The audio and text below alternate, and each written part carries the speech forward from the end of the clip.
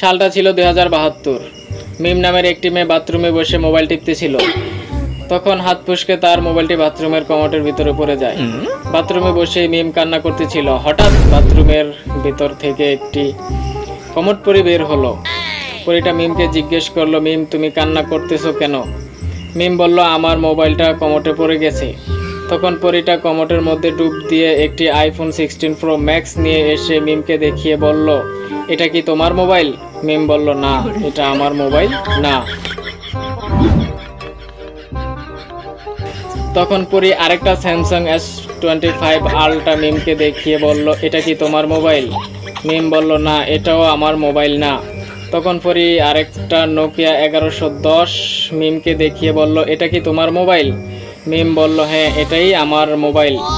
মিমের সততা দেখে পরি পুরস্কার হিসেবে আইফোন আর স্যামসাং আলট্রা মিমকে দিতে যাবে, তখন হঠাৎ কারেন্টটা চলে যায়। আর 2 মিনিট কারেন্টটা থাকলে কি হইতো?